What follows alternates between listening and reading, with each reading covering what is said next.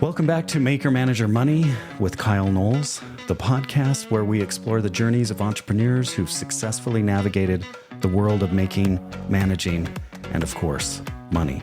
Today, we have a fascinating guest all the way from Argentina, Roger Einstoss, the CEO and co-founder of Braintly. Braintly connects U.S. companies with top-tier software engineering talent in Latin America. They've worked with big names like Volkswagen and Nikon, helping them build incredible products while enjoying the cost savings of nearshore development. Roger's story is a classic maker-to-manager tale. He started out coding as a teenager, then built his skills through university and early jobs. He co-founded Braintly with some of his colleagues, turning their shared passion into a thriving international business. In this episode, we dive deep into Roger's entrepreneurial journey, from selling burned CDs as a kid to leading a global team, the rise of nearshore outsourcing and how Braintly leverages Latin America's talent pool, the impact of AI on software development and how Roger's company is embracing it, the importance of networking for entrepreneurs, especially Roger's experience with the Entrepreneurs Organization, EO. So grab your headphones, get ready to be inspired, and let's learn from the best. Roger, welcome to the show. Thank you. Thank you so much for having me. Yeah, I've been really excited to meet with you since our intro call. I wanted to ask you, were there any signs that you would be an entrepreneur when you were younger? Well, that's a good start. I think the first one was when I was 10, maybe, or 11 years old. I started selling music in CDs. Obviously, it was illegal, so I'm not sure if we can tell the story, but it was in the years of Napsters, the Casa, all that music that you were able to download from the internet. I was 10 or 11. This is the year, the late 90s, like 98, 99, 1998, 1999. So I think that was the first signal that I saw that, okay, yeah, I want to make some money. I know I want to make something. More than being like a normal 10 years old guy. Okay. So you're 9 or 10 and Napster was a beautiful thing. I remember Napster well. It was amazing that you could just find songs, obscure songs and things you couldn't even find in stores anymore because they weren't selling those songs or those CDs or those albums anymore. You started making CDs, I assume, from Napster and selling those? Yeah. So yeah, selling to my friends like compilations.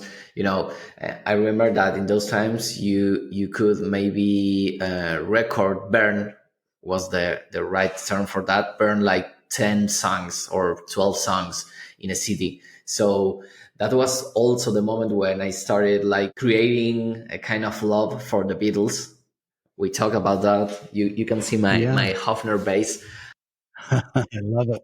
I started with the Beatles, like creating those CDs, maybe selling to more, I think, friends and family. It was not a business at all. But you figured out how to make something and then manage the selling of it, right? Yeah. And the second step was when I was 15. I started my small company of giving classes to old people here in Argentina, like spreadsheets, Excel, PowerPoint, Word, Windows, like it was a kind of service for computers, but also helping people in their 60s that wanted to know how to use PowerPoint or email or those things. I had a couple of clients when I was 15. Well, that was the time where I also started coding, and I realized that, okay, I want to do something with informatics or with computers. I wasn't pretty sure about what was that thing, but I knew that computers were the answer in a certain way. What made you decide to do software engineering for a living? Yeah, well, when I was sending the primary school in Argentina at the age of 12, I decided to change my school, and I went to a technical school. And I knew in that time that technical school had like a specialization in informatics, but that was a couple of years later at the age of 15. So I did the first part of the high school knowing that I wanted to do something with informatics. Then when I had to decide between, okay, do I have to decide informatics or maybe being an accountant or something like that, I decided informatics. I started coding with Visual Basic 6 and PHP. And then when I graduated from high school, it was like the normal path, I was enjoying the things that I were doing. And it was a normal thing to say, okay, now I have to go to the university. And the careers were maybe 3 or 4, like software engineer, software analyst, and another career that in Argentina it's called like software scientist or something like that. So I thought, okay, I want to be an engineer. And it was something big for me, because I remember that when I was a kid, I used to see to people, to engineers, like something, wow, this guy is an engineer. It's something impossible to achieve. But I did it. And I started going and started progressing in the career. And 5 years later, I got my degree. So it was a process, but it was not difficult for me. It was something like pretty straightforward. And you enjoyed doing it? Yeah, 100%. Okay. And then after you graduated, you started working at an organization, a corporation? Yeah, after graduating from high school, I worked my whole career. Oh, okay. While you were at university, you were working. Yeah. You know that here in Argentina, university is free. It's public and free. That's one of the big things that we have as a country. And that's why we produce tons of good talent, not only engineers, everything. When I graduated from high school, I had like 3 years of experience coding at school, not professional coding, but I had experience. So I started working for a company that was from a teacher. It was a teacher at high school. It was my teacher. And when we finished the year, he came to me and told me, hey, I want you to join my company as a developer, as a junior developer. So I said, yes, of course. I want to have my first experience. And I worked like almost for 4 years there. And it was perfect because I remember I used to work like 6 or 7 hours a day with a lot of flexibility. So it was an amazing experience. With all that experience, and then with your degree, I assume you were promoted or you got a job at a different company? I got a job at a different company. I joined the second company that I worked for. The third one was Braintly, my company. The second one, it was like a radio company, like multimedia company here in Argentina. That's the company where I met Facu, one of my co-founders. I met him in the company. He was the infrastructure and informatics chief, and I was the digital products chief. But it was a kind of manager. It was an upgrade for me because I went from being a developer to being a kind of manager of a small structure. I mean, it was one developer, one designer, and me as a manager that also, I also was coding. So it was weird, but it was a great experience because I changed the industry. I went from a software factory to a traditional company, like a multimedia company. And I had my first experience like leading people, hiring developers, making interviews, leading with internal clients, which is different to lead with external clients. So it was also an amazing experience. Yeah. And how did you find that? The podcast is called Maker, Manager, Money. And the idea behind that is, you have to make something, then you have to manage something. And on the other side of that is the money. And a lot of founders and entrepreneurs I found are makers.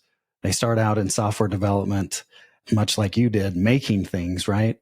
And then they move into management. And that's kind of everyone's career progression, pretty much, even if you're not in software, because managers are paid more money. But how did you find the transition from being a maker and moving to a manager?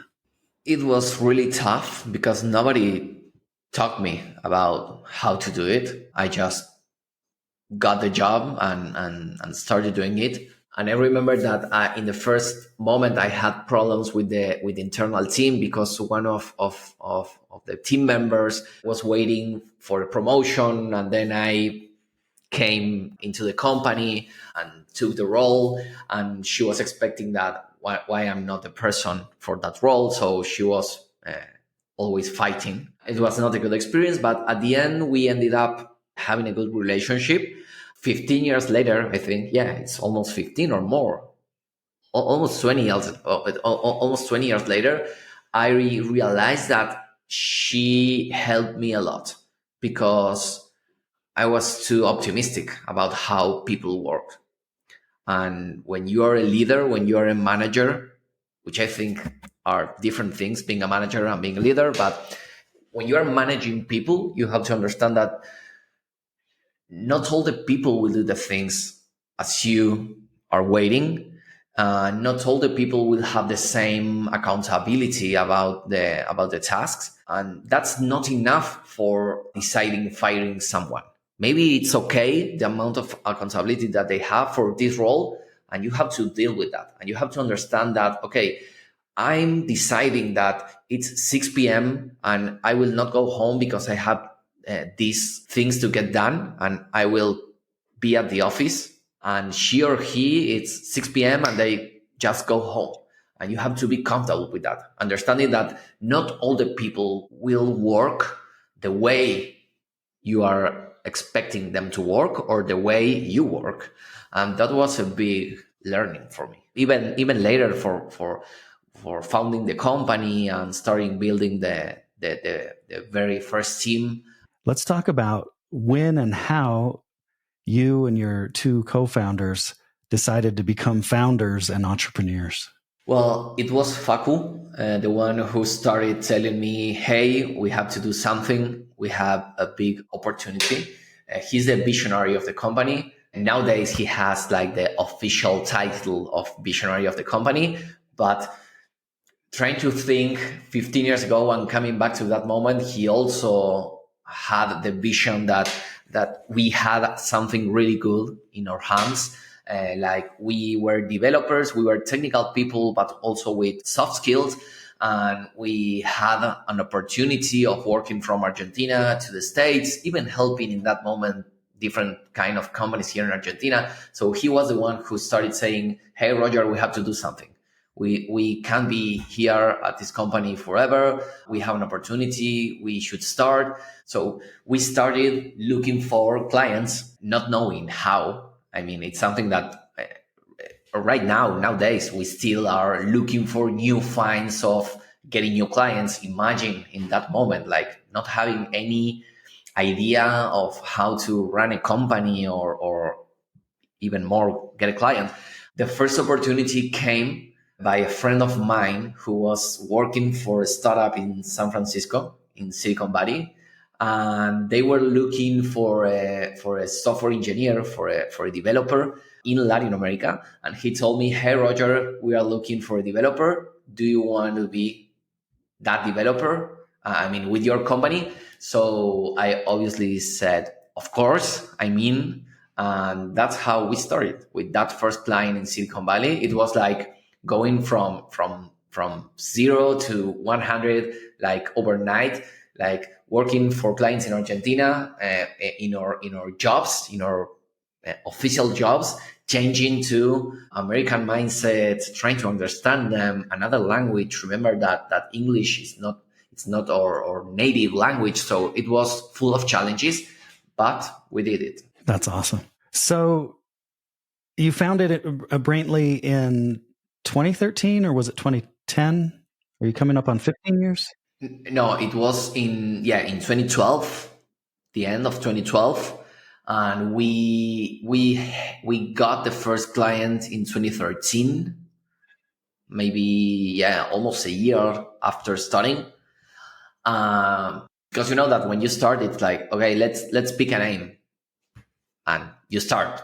But then we just sat and wait for the first client. And how did you choose the name Braintly? What does that mean?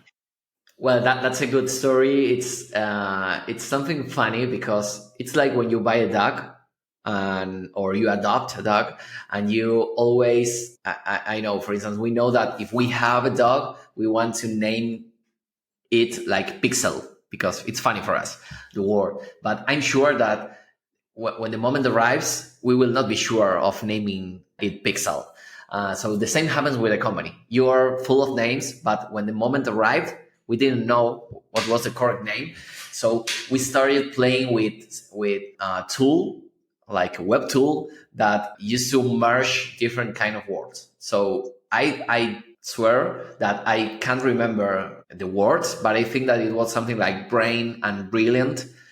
So one of the choices that the merging of brain and brilliant outcome was Braintly. And we thought, okay, it's a good name. It's easy to pronounce for the States, not for Argentina. It's difficult in Argentina for people in Argentina pronounce Braintly. They say something like Braintly, or it's difficult to say, but for the States was Braintly. It's obvious. Well, that was. We also saw that the domain was like available, so that's an important thing too. The .com.r, which is the Argentinian domain. So we just moved forward, and we thought, okay, it's just a name. If we have to change it in 5 years, we can do it. Yeah, it's over 10 years now. So congratulations for being in business over 10 years. It's amazing. Very few last even 5 years. So it's amazing you guys have been in business for over 10 years. Thank you. Tell me what services you offer at Braintly. How do you guys make money? Well, it's a pretty simple model.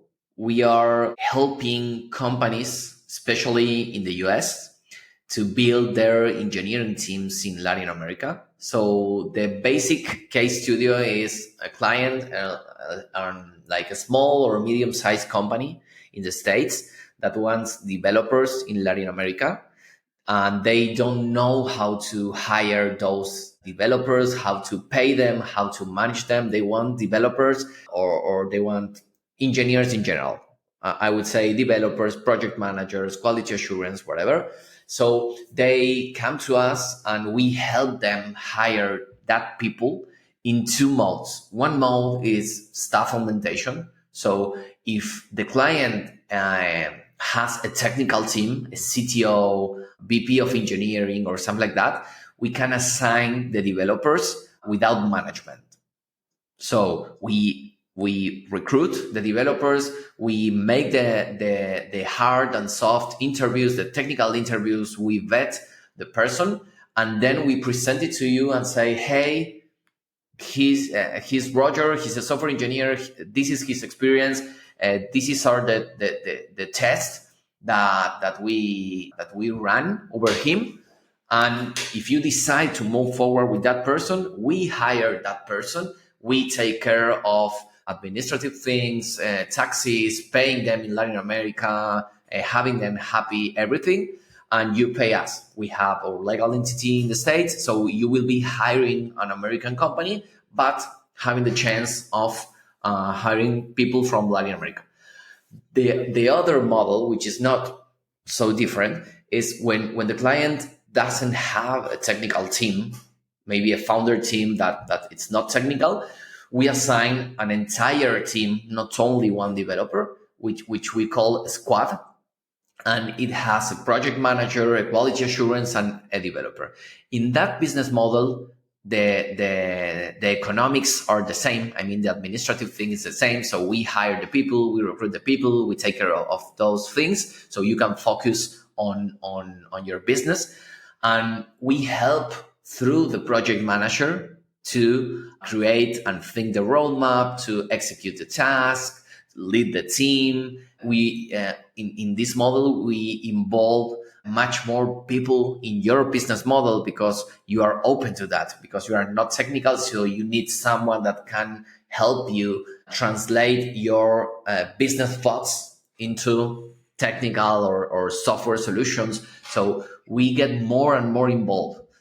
So those are basically the two business models, which are almost the same, because at the end of the day is we are your partner in Latin America. If you want to hire developers in Latin America, we can help you, no matter if you need an entire team or not. Okay, and I understand that some of your clients have been Volkswagen, Nikon, T-Mobile as well. Yeah. And what kinds of things do you build and make for different clients? Yeah, most of the times we work in the core product of the client. 100% of our clients are technological companies. I mean, it's difficult for us to work with a company that I know build buildings because they are not a technical or technological company. So we are not working like in ERPs or Salesforce integrations in those things. We work more with technological companies and I define technological company as companies that needs the software to operate. If they don't have the software, they can't operate, basically. So that's why software and having a good engineering team, it's important for them, because if they can't move forward with the thoughts, with the roadmap, with the features that they need to get done, they will probably get stuck from the business point of view. So for Volkswagen, for instance, we worked 2 years ago or three maybe, and we developed an entire native application in React Native for internal use. So it was an application for the employees in Argentina and Brazil. They use the application for checking in and out when they arrive to the industry. They also have news, have different kind of systems to notify to their bosses, okay, I will be offline this day for reason A or B. You know, all the classical features that an internal team needs in a factory, which is not the same that an agency like us. So it was done for a team of 5 people. It had like 3,000 users per month, which is a good number for an internal application. And then they took that application and they used it for different kind of countries, but we weren't part of that project because I know, you know, that in these multinational companies, maybe if they already have a contract to make developments with, I know, the States, they will not hire another agency. They will take what Brazil done and say, okay, we will do this, but with our suppliers. So yeah, that was an exciting project. You built the whole thing from scratch, or did you work with a development team in-house at Volkswagen to build it? Both. Sometimes we build things from scratch with a startup or with a company that say, imagine we work with startups, but also imagine a big company that have the core product and say, hey, I want to create this new business unit, but I can't do it with my team because they are so focused on the daily things. So they hire us to create that new product. So for instance, in those cases, we work from scratch, creating a product, thinking the architecture, the design, everything.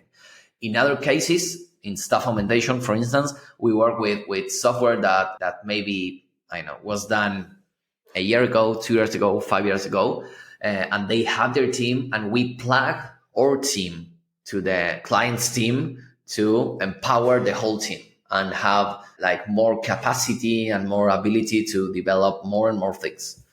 So the answer is both. We can work in both scenarios. That's awesome. So have you ever worked with a solopreneur, for example, some fashion designer that has these clothes and wants to sell them, and maybe you could build them an app, like a retail app for their new fashion line that they're launching?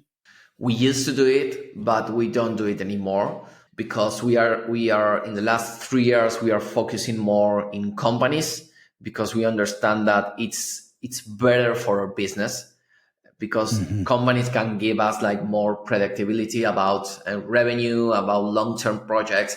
And when you work with really, really early startups or solopreneurs, many times you know that it's like a one-shot project, like 2 months and that's all. And from the operational point of view, hiring an entire team for 2 months for us, it's really expensive. So we can't do it. So that's why we used to work a lot with those things. I really enjoy working with early stage entrepreneurs. And that's why I'm also a mentor in some organizations because I really enjoy from the personal point of view. But we decided a couple of years ago that for the company, we needed to focus on another segment of clients. That makes sense. It makes a good business sense to have long-term customers and clients, and you don't get that if someone just wants a one-off app like that. So that makes sense. My son's majoring in computer science, software development in college. What does the future of work look like for a software developer? Wow. I think the answer is nobody knows. Maybe Elon Musk knows. The only thing that I know is that it's obvious, but it will change for sure. I mean, and if someone thinks that developers will still work in the same way that they are working today in 5 years, I think it's blind. I don't know. I don't think that developers will disappear. I think that in a couple of years, getting senior developers will be difficult because you know that for having a senior developer, you need a junior developer, and all the developers that are starting working or developing right now, they are so like focused on working with AI, which is okay because it's not the future, it's the present. So I think that with this thing of AI, they are missing the academic thing of developing, learning about design patterns, learning about scalability, learning about many things that they don't need to focus because they have ChatGPT or Copilot or Cursor that will solve that problem for them. So I think that in a couple of years, it will be difficult to get good senior developers. So that could be a problem. And also, I also think that will change the work for developers because it will be easier to start being a developer. So, for instance, I know all these coding schools that that we had like a boom of coding schools during COVID. It's getting difficult for them right now because with the eruption of AI, most of the people don't need a coding school anymore. They can see a couple of videos and start like writing code using ChatGPT. For instance, we did an experiment a couple of months ago, with my Facu, my co-founder. He's not a developer. He's a technical person, but not a developer. And we gave to him one of the challenges, the technical challenges that we do with the people. And we tell him, try to solve it using ChatGPT. And he did it. And we empower candidates to use AI when they solve the challenges. But then the important thing is having the ability to defend that challenge, and that's the thing that I'm sure that will be difficult in a couple of years. Having people with strong knowledge, with strong fundamentals and the ability to defend the solutions or the thoughts that they have. So it's difficult to say where are we going, but we have to hop on the train and be part of that way, because otherwise we will not have work in 5 years. So we have to do it all. I mean, companies, non-technical clients, developers, designers, everyone must do it. So what is your recommendation to someone that's going into software development to kind of help them stay ahead of the AI curve and still, learn and retain the information that you're expecting from senior developers? I would say that reading a book, like a design patterns book, watching YouTube videos, going to some not bootcamp, but some course or something like that they can learn how is ChatGPT doing things behind the scenes. So if they have at least some kind of knowledge about why ChatGPT is saying, hey, let's use this pattern, for instance, or let's think this kind of infrastructure, I think in a couple of years that people will make the difference. Even today, we realize that we have many clients, we know that we have many technical clients that say we don't want people from boot camps, because they know, and it's it's nothing against people that went to boot camps, but it's really, really huge, the gap between someone who went to the university and studied like a software engineering career and someone who learned coding by themselves. Obviously, making generalizations, it's not the best thing, and I'm not part of that. But it's like a tendency that you usually can see between people. So the same thing here. They have to learn to code using AI because it's the way. But don't forget about going to the library or understanding what's happening behind the scenes of all that new way that is happening. That makes sense. So since you're probably using AI for some things, debugging or other things like that, how are you able to explain to customers, explain to clients, you're using AI, and as far as billing and things like that, are you just getting more done now? Are you more efficient because of AI, and you have those conversations with clients, or what are they asking you about AI, and what are you telling them? Yeah, they are not asking questions in general, or a general question is for like a more traditional business, maybe saying, hey, I know that I have to do something with AI, but I don't know how or what, so help me with that. But we show them, we are convinced that we don't have nothing to hide. I mean, we want them to know that our developers are using AI, and thanks to that, they are writing better code and much quicker. So I think it's part of the game, and we have to play it. For instance, with some roles, we are also using AI for making the interviews. So some steps of our interview, it's made by AI, with someone that says, hey, I'm Robert, your AI interviewer. How are you today, Kyle? And you have to answer, and it decides what kind of questions we'll do depending on your answer. So we are testing. I mean, we have to be innovating all the time. And it's something that, that I talk with many recruiting agencies in Argentina, especially. And I think most of them, they are not seeing that. They are so secure that the way that they are recruiting now will be the same for the next 10 years, that they are not doing nothing. And I think that they should. At least we are doing that. And is that something that you, a service that you pay for, or something that you guys wrote yourself? No, it's something that we are paying. It's called Micro One. Micro One. Yeah. Micro One is the product. Yeah, it's the product. And I mean, we are A/B testing that many things. For instance, we have people that we ask them, hey, we have this tool, and we also have the real human being interviewer. Are you willing to do both? And then give us your feedback about which one was better. And many people say no because I don't have time, and it's okay.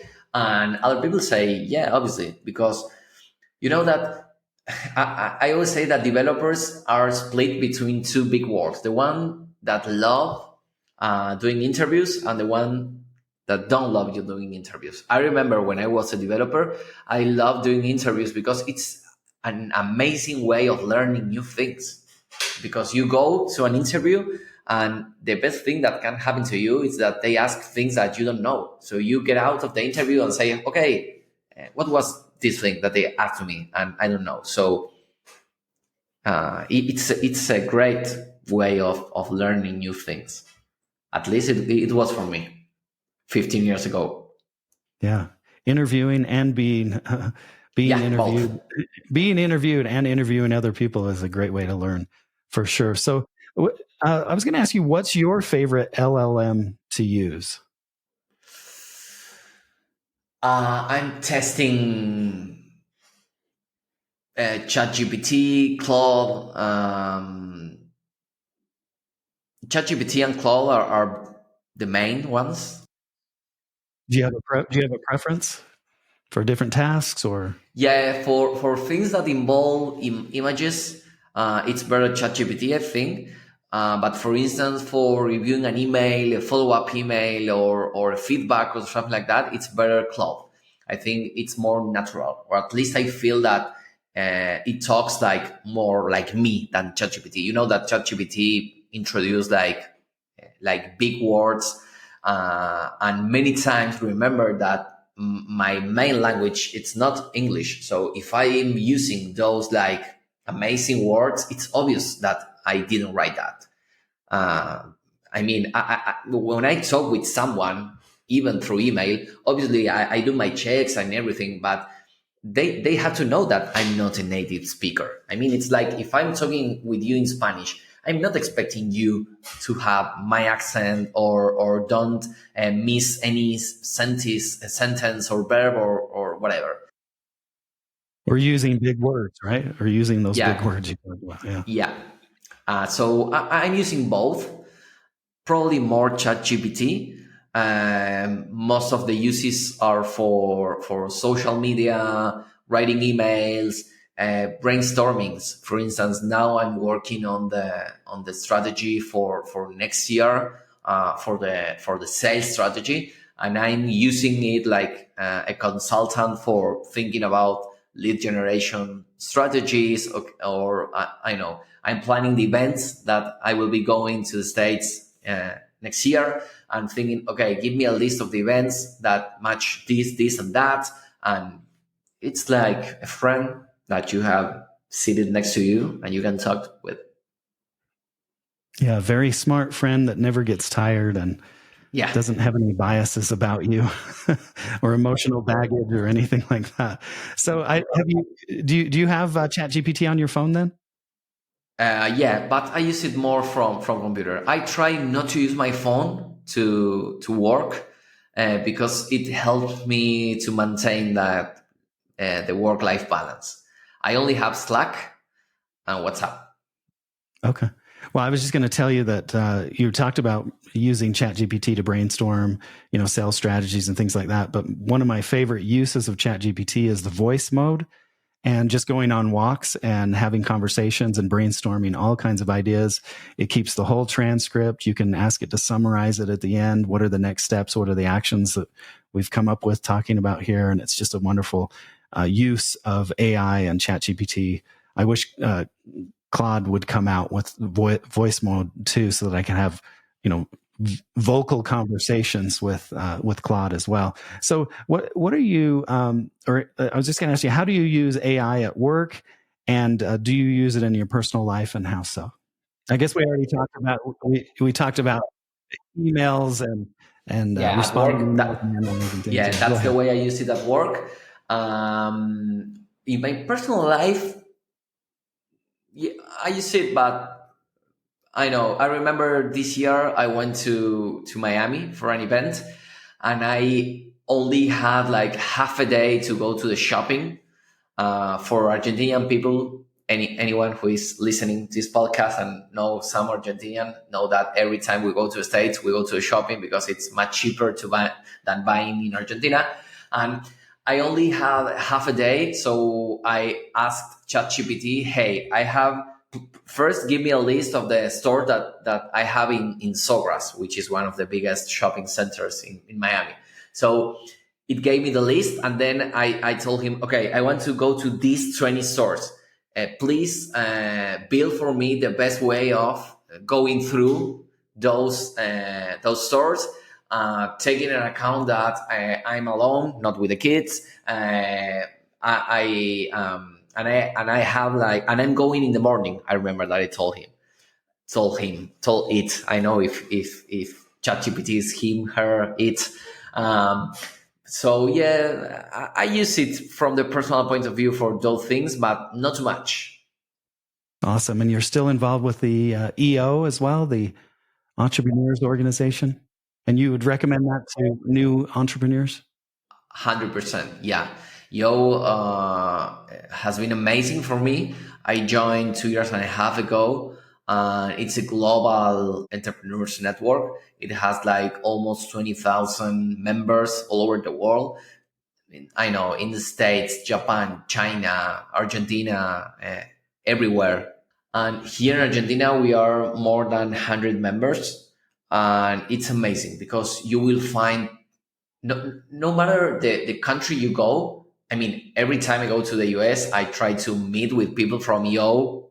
I know LA, San Francisco, Miami, New York, different chapters in the States. And it's difficult to explain, but the feeling that you have meeting another member from EO in another country, it's amazing because you have and you get that like instant intimacy, they call it, that you can start sharing feelings, sharing problems about your business, and you always find like really smart people that are running amazing companies or sold their companies. So if you're an entrepreneur and you feel that you are doing it alone by yourself, not being connected to the ecosystem, I highly recommend joining any network. I mean, I'm part of EO and I highly recommend EO, but it depends on your industry. You have Bistash, EO.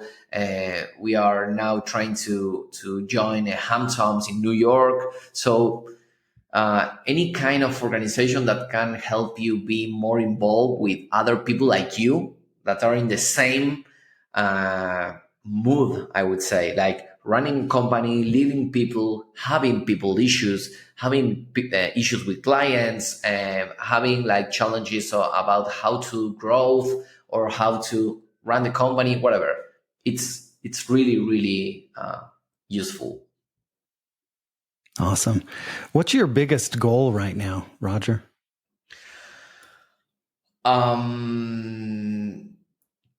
Well, keep growing for sure, but that's like a normal question. I would say to be more specific, to have like more predictable revenue, not revenue, predictable growth. I would say because most of our new clients come from referrals. Like we have a client who is happy with us, so they refer to us someone that they trust or they just met in an event and say, hey, if you need developers in Latam, talk with Roger. That's amazing because it seems that they are happy with our work. But the bad thing about that is we can't predict the amount of leads that we will have. So my main goal next year is working in the lead generation and trying to generate leads in a more predictable way. So not only having the referrals, which are amazing, and we will still like asking our clients to for those referrals, but also having another ways of generating leads, going to events, hosting events, podcasting, marketing, I don't know, many things. And it's one of the most difficult things for service companies like us, because I mean, we can't have just putting an ad in Google, because nobody will hire an entire team because just saw you in a Google ad. So selling a product, I think it's much easier. Probably product companies will say that selling a service it's easier, but that's my main challenge more than goal. What's the book, Roger, that you recommend the most to people? Thinking Fast and Slow. It's amazing. One of my favorites. I read. I would say another one. If you are running a company and you have problems with your operations, I read a book called Get a Grip. It's about how to implement EOS which is a framework for running companies. We started running EOS 2 years and a half ago. When I joined EO, I found that framework and I thought, okay, this is the heaven.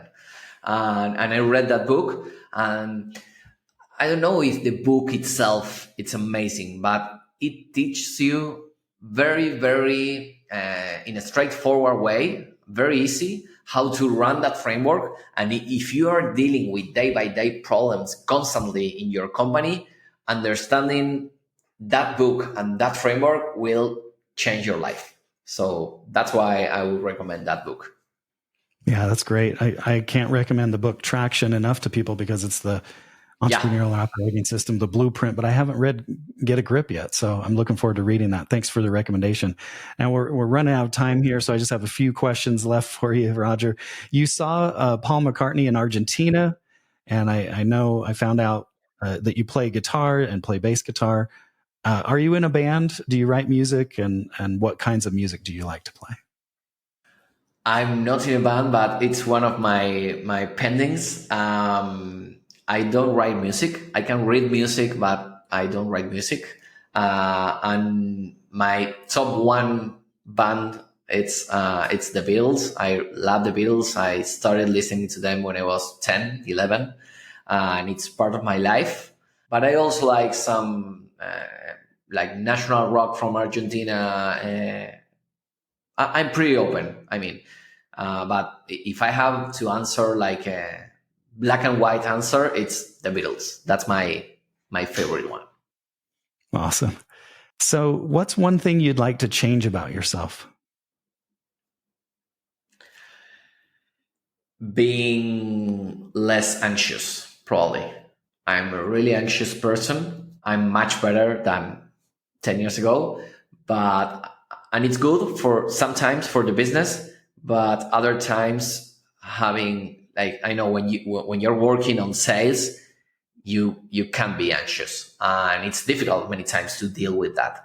So it's something that I'm constantly working to try to change or at least adapt to the situations.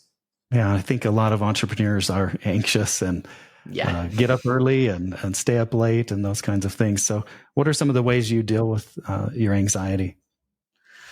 Music is one of those. Going to the gym, it's something that I discovered this year, and a little bit late in my life probably, but I'm enjoying that and I'm feeling better with my body and everything.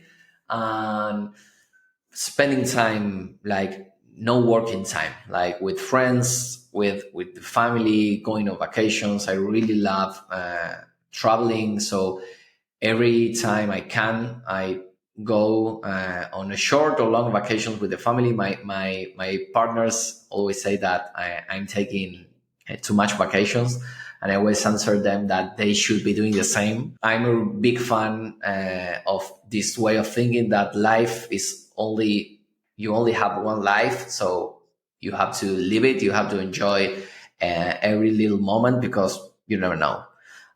So I would say that I don't know why, but I'm really good with this thing of work-life balance, maintaining the stress. Obviously, you have moments that it's impossible to handle, but most of the time, I'm good with that.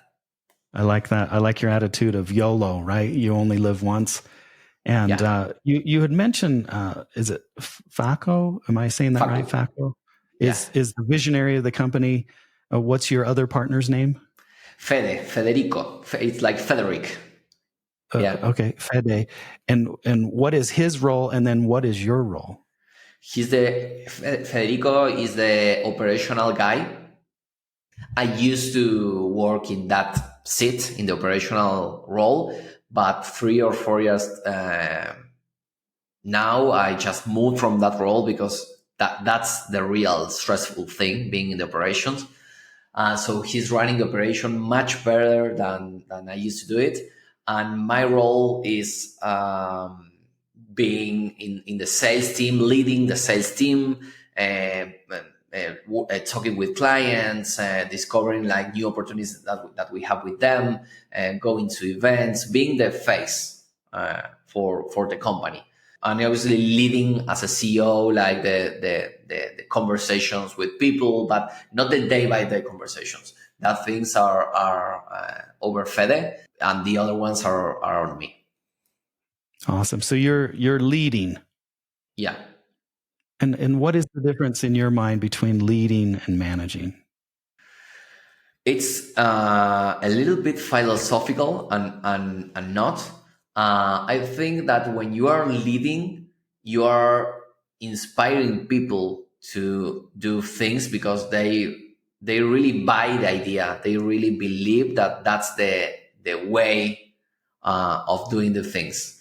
And when you are managing, it's like more transactional.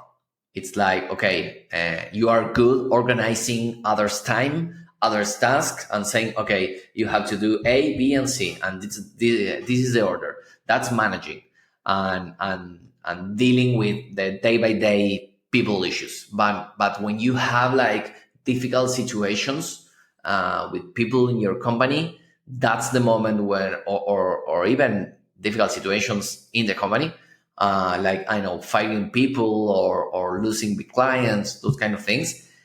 You have to be more leader than manager, and it's difficult. And I don't believe that I'm the best person doing that, but I just try to do my best. I bet you do a really good job. I mean, you've been in business for over 10 years, so I'm sure you're a fantastic CEO and leader, and you care about people. And I feel like you have empathy as well, just from our two conversations together. Okay, just a few more questions. I have a lightning round of questions, but before that, since you said you travel a lot, what's the favorite place you've ever traveled to, and what's a place you have to travel to before you die that you've never been to? My favorite city in the world is New York. I went 5 times, 6 times, but I still remember the first time I went when I saw Times Square. And for people from Latin America or especially Argentina, we grew up watching movies from the States, from Hollywood, and most of the movies are made in New York. So being in New York, it's always for me like being in a movie. So I would say that it's one of my favorite cities in the world, not for living. I would never live in New York, but for visiting or working. And a place that I have to go before dying, I want to know like some weird place, like I know Alaska, for instance, or Groenlandia. I mean, some place that it's not normal to go, because I also have my pending list going to China or Japan, but I know that I will do it eventually because it's like a touristic place. But going to the Antarctica or Groenlandia, um, Alaska's, I know, are places that you say, or at least I think, okay, these places are weird, and you will go only once in your life. So Yeah. I'm right now, like I told you, I have like small children, 2 and 6 years old. So for me, the best plan is going to Mexico or to Punta Cana, or even here in Argentina to a beach, a place with swimming pools, because they are really small. But I'm planning to resume my my long trips whenever I can. I love those answers. Okay, I just have a final round of a lightning round of questions for you. We'll just go through these quickly. What's your favorite candy bar? The Hershey's, yeah. Hershey's with almonds or just Hershey's plain? Well, no, with almonds. Okay. Favorite cereal? Cereal, the Fruit Loops. Mac or PC? Mac, without any kind of doubt. I love it. Google or Microsoft? Google. Dogs or cats? Dogs. And the last two questions I have for you, Roger, and then we'll call it a day. But what's the hardest thing about being an entrepreneur, and what's the best thing about being an entrepreneur? The worst thing is having to make difficult decisions with people. Like I know, fighting people because you can't support them, not because of performance. It's also hard, but when you lost a big client and you have to reduce your company, that's the hardest thing for me, for sure. And the best thing, it's the ability to change someone else's business, and also life with people, with talent. You know that here in Latin America, for someone to get a job for the States and having their salary in US dollars and those things makes a huge difference against working for a company in Argentina. So we are not only helping and giving a benefit for companies in the US and helping businesses to have being like more cost efficient and have good talent, amazing talent, but also we are helping people here in Argentina to change their lives, maybe to move from their parents' house or moving from like a bad neighborhood to a good one. So seeing people that can improve their life thanks to your company, it's something really powerful. Those are great answers. I love those answers. And it sounds like entrepreneurship has not only changed your life, but you're helping to change the lives of others. And so that's just a great story. And I want to thank you, Roger, for being on Make Your Manager Money podcast. I wish you and Fedi and Faco another 10 years in business, if Thank not you. 20 or 30 more years in business. I think you have something going on down in Argentina that United States companies can tap into. And I just really appreciate you taking your time talking about your entrepreneurial journey and sharing insights into entrepreneurship, AI, and the other things we've discussed today. So thank you so much. I really enjoyed the conversation. Thank you so much for the invitation, for having me in your show, and also good luck for all your endeavors. Thank you.